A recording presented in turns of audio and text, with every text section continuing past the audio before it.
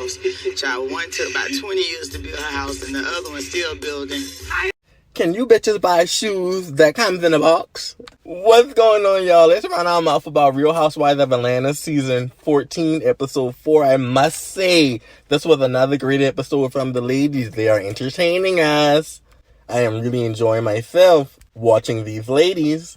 So we start off with Marlo. Marlo is building a home. We meet her builder. Handsome guy, in shape, good looking for an older guy. They're talking about the renovations. He's showing Marlo the new design he came up with. My only thing with Marlo is, girl, this is your house and I'm not here to tell you what to do, but why do you need that much closet space in that house? And I'm just thinking to myself, okay, Marlo, you don't have any kids. I'm not sure how long you're going to keep those, your nephews. But girl, can't you just use the closets in the other room for your own space? I know you ain't going to have that much guests. I just don't understand why closet space is such a big focus on your home. Like, I understand you're the fashion girl and all that, but are you really going to have that much stuff in your house? So Kenya and Sheree are pulling up to see Marlo's renovation plans and look at the model for. And while I'm watching Kenya and Sheree pull up, I'm like, okay, these ladies are really friends. Like, I am enjoying the organic build of the friendships with these ladies. Now, it's the way Marlo threw that subtle shade while those ladies were pulling up to her builder. She was like, child, I got some friends coming over. One took forever to build their home, and child, one is still building. When I tell you, Marlo ate them girls up. And then when the girls got out the car, Marlo waving at them, hey, ladies. That was real funny, Marlo. Marlo, you're doing your thing with your peach girl. I was a little worried. I'm not going to lie. I'm like, what else is Marlo going to bring us? We've known her for a long time, but Marlo's really doing her thing, girl. But that shade to Kenya and Sheree's home building was everything to me. Marlo also looks amazing, girl. That body. Marlo, did you get a BBL? I don't remember your booty being that big, girl. I really don't. But that's none of my business. Nevertheless, she looked great. I love that long, silky black hair on Marlo. I really do. I think what Marlo should understand is she is naturally entertaining. Like, when she's just being herself, like letting her guard down, not trying to have a moment, she's really entertaining. Like, she does not need to go below the belt or be mean-spirited to be entertaining. That scene with Marlo, Sheree, and Kenya was so cute to me. I felt like it was the black woman experience. Like, they were being themselves, naturally entertaining us. It's like the cameras weren't even around. Like, I really could see those three hanging out without the cameras around. I think Kenya would be great at home renovations, Kenya. I feel like that's really your thing. You really knew your stuff. I was like, girl, I might need to hire Kenya when Marlo's closet being bigger than her bedroom. I already talked about that. I think that's nonsense, but that's Marlo. Now, Marlo, you are my girl, but I am finna have to give you a little piece because you don't just get to have everything your way. For you to tell Kenya that them questioning where your money comes from is too personal, but we have a clip of you telling telling Sheree that Kandi was a hoe and had sex with everybody for free. Marlo, I don't know if you understand that is seriously as invasive as it can get. That is unwelcome. Kandi did not welcome you into her life that way. So for you to tell Kenya again, asking about your money is too personal. Girl, you on Real Housewives of Atlanta. We know what everyone else does for money except you. But I just thought that was crazy. You don't get to have it your way, girl. If you get to be in the girl's business, the girls get to be in your business, honey. And your money is a part of your business, girl. You are fabulous. You live a wealthy life. You're always dressed up. You have great cars. You have a nice home. You're always looking very expensive. The girls want to know where the hell the money came from, girl. And how much money did that billionaire give you? The ladies discussed the New York City trip. Kenya says she'll have someone take Brooklyn to her father. She's not going to meet with Mark at all. Sheree is excited about Tyrone coming to town. And Tyrone meeting the ladies are excited to meet Tyrone. Okay, I'm excited too. We'll see how that goes. Kandi and Todd are the next scene. They're exercising, talking about their businesses. Kandi is unhappy with the apartment or condo that Todd has in New Jersey from him and his previous ex.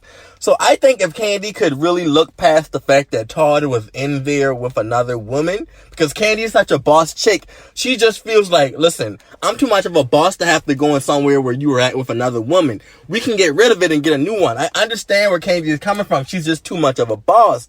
But if she could just look past the fact that another woman was in there, I think that she would see it as a lucrative investment for them. Even if y'all just fix it up and sell it, Kandi. Or I saw somebody on Twitter said, why don't they fix it up and give it to Kayla, Tall's daughter? That would be excellent. Give it to Kayla. Give Riley a key. Riley can come visit sometimes. Kandi, you don't have to stay there. I probably wouldn't want to stay there either. I'll get a room if I'm that boss of a chick. You feel me? But it does have benefits. And it's Tall's at the end of the day. It's something that this man has for himself that he can say, look, I'm passing this down to my kids. I get it. I do. So that was it with that. They're talking about the trip. Next scene, Drew and Ralph meet with the counselor. Ralph. Like, I want to like Ralph, but Ralph, you're just not a good partner. Like, you may be a decent guy, you may be a good homeboy, you may be a good son, you may be an amazing father, but I just don't think you're a good partner, Ralph. I just don't. And let me tell you how Ralph is manipulating Drew. For Ralph to come home and go sleep in a different room to manipulate Drew and make her feel like she did something wrong, where she's really just questioning you about your actions and your wrongdoing, that's the ultimate manipulation. Drew, don't you see that? He's punishing you for what he did. Girl. Ralph tells the counselor that he set up a nice dinner for Drew just to make her feel like she was appreciated and, just make her feel like a lady want to feel. Ralph, you're a liar. Once again, that dinner was for you to make up to Drew. That dinner was for you to CYA cover your ass. That's all that was, girl. Next. He keeps for the counselor to tell Drew that she needs to live in the moment. How do y'all expect a woman to live in a moment where there's no resolve? They don't resolve anything. Ralph just wants her to get over it. Like, that's it. If I was Drew, I would hire another counselor, girl, personally. So, that's it with them. The next scene, the ladies are packing, getting ready for the New York trip. All of a sudden, Kandi's invite.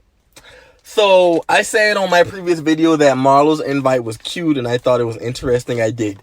Kandi, I don't know if you were just trying to mimic or follow in Marlo's footsteps, but I mean, it would have been cute if there was a purpose or, like, I just don't get what the point of it was, Kandi. Like, you could have really gave those girls those dildos outside of Brooklyn's birthday party and be like, girl, well, I got y'all some panties and some dildos, girl, and bring this to the trip with y'all. I don't get why you needed to send Patrick Fine-Ass and that beautiful woman to deliver those things. I think it was unnecessary. Kenya, stop questioning people's invites, girl. Aren't you cold? That girl looked like she was ready to knock you, Kenya. Leave it alone. Take the invite and take it out with Kandi if you don't like it. This is what I'm telling you, Kandi. I think that you need to watch Sheree. And I like Sheree, but Sheree is not a friend to you. Just going off of this season, every episode, Sheree got some derogative things to say about Kandi. I get it's for a show, but Sheree, if you really are friends with Kandi, some of the things you say just wouldn't fly with me. And Kandi, I hope you check Sheree at the reunion for that. Kenya, the producers put cake on your face, baby, when you lied and said that Kandi did not mention that it was a couple's trip. Kandi told you if you had someone, you could bring them. Kenya, just say you didn't have anyone to bring, girl, and stop it. The other girls have men to bring. It's okay, girl. You've been on the show for how many seasons, and you've went on plenty couple trips without a man, Kenya. This is not your first time. There was no reason for you to act so brand new. It seems like Kenya has a little slight beef for Kandi too, because Kenya's been shading Kandi the last couple episodes about her being on time. She shaded Kandi about the panties. She's talking about, girl, no one has time to be wearing vibrating panties when I have real things going on with life. Kenya, whatever, girl, I'm gonna just leave it alone because I'm about to call you miserable, and I don't want to because I feel like you're going to have a good season. But girl, loosen up. And I understand you are a little bit older than most of these women, girl. Don't turn into the boring Nene that no one wants around because they don't want to have fun, Kenya. Don't do it. So they get to the hotel. They're eating food. They're playing a game about who has the best sex life so they can get the room. They're all telling their sex stories. No one's story was really that interesting to me. I guess because I'm still really young. Like, I've seen and heard some great sex stories. So these stories are kind of like, okay, girl, we had sex on the plane. We had sex outside in the car. We had sex at a random building. It's like, girl, in the gay world, the girls be done all that by the time they 21, girl. What's new? But when Sanya said that her and her husband had sex in the Mile High Club on the plane, and Drew shaded Sanya and said, I don't think Sanya has ever had sex anywhere outside of her home. Drew, I almost fell down to the floor. That was funny. Sanya, you're going to have to check her for that, but that was really funny, Drew. Oh my gosh. Kenya gets the best room, fast forward. Marlo and Sheree are getting ready to go see Todd's condo. Marlo insinuates that Todd is cheating, to the effect of saying, Kandi should be worrying about Todd. You don't think Todd's sneaking off and doing that to Sheree? That's why I'm saying Sheree is not your friend, Kandi. And I'm wondering if Sheree is going to come back and tell you that. But that is just so distasteful to me. Like, are you plotting on the demise of someone's marriage, Marlo? Like, are you hoping that this woman is getting cheated on so she can be unhappy and in the position of what? That you're in? Come on. Like, I just don't like that. Like, leave people's marriages alone. If he's cheating, it will come out. But why would you want to be the person that brings it out, Marlo? As someone who's really trying to be a friend to Kandi. Didn't you just ask her to be more of a friend to you? I loved Sanya. So let me tell you, I like Sanya. I love a newbie that comes in and actually wants to try to build a friendship with the ladies. I don't feel like she's doing too much. I don't feel like she's trying to give us those one-liners or that big moment. She's genuinely being herself. When Sanya questions Kandi's insecurities about Todd having that New Jersey place, that was excellent. And you know what? No one else in that group was going to ask Kandi that. They've known her too long. They kind of know their place with her. But with Sanya being fresh energy, she went in for it. And I appreciated that, Sanya. That question was needed. And we got to the bottom of it. Kandi is a little bit insecure about Todd having that place to himself. So now we understand why she doesn't want it. When they get to the condo, they're looking at the condo. Kenya's, doing her renovation thing. Like I said, I think that would be a great side gig for Kenya. Put her on HGTV. Put her on Bravo. I don't care. She can do some renovations. Marlo calls Kenya a bootleg contract. I thought that was funny. He's some nice she girl. I didn't take too much of it. Kenya knows her stuff, so I'm sure Kenya won't take that personally either. Let's fast forward to the dinner. The ladies are at dinner with their men. They're enjoying themselves in New York City. The Drew and Ralph situation comes back up. At this point, everyone knows Ralph is a liar. All the women see through Ralph except Drew. She's slowly coming to the conclusion that Ralph is a liar. So Kenya and Ralph get into it. Kenya feels like Ralph reminds her a lot of Mark, and I can understand that. Kenya feels like Drew is still a little weak and submissive to Ralph, so Kenya says, I will be her backbone. And Kenya goes back to back with Ralph in a way that Ralph didn't really expect. Ralph did not have an answer for Kenya. And just like I said in the previous video, a lot of times with these men, they get used to telling the woman they're dealing with one thing, and he can kind of sway her whichever way he wants to. But when you're talking to another woman, especially a more mature, seasoned woman who's been through it already, you can't spit that same game to her. And Kenya let him know that, listen, I ain't for your BS. I see right through you. I loved it, Kenya. I loved it. I felt like that was a sister girl moment. And I feel like even if Drew didn't like you, she had no choice but to respect that this woman went to bat for me, So I thought that was cute, Kenya. I really appreciate that. And you can tell Kenya genuinely cared when she did it. She was not doing it for a moment. And I bet that meant a lot. He says he fired the assistant. He's talking about the assistant big booty. Like, Ralph, you just don't have any respect for your wife. Like, you just don't know how to talk. You're a married man. Like, you just don't say certain things. You don't see Todd and Sanya's husband. You never heard Greg, even Apollo. We never heard him talk about that until he broke up with Phaedra. Like, you have to understand how to be a husband. Like, when you're with the guys, yeah. Why would you be at a table with a group of women saying that your assistant has a big butt? Why? The dinner concludes with the ladies trying to get Drew and Sheree to come to a better place. Sheree says she never wanted an issue with Drew, but Drew just keeps coming for her.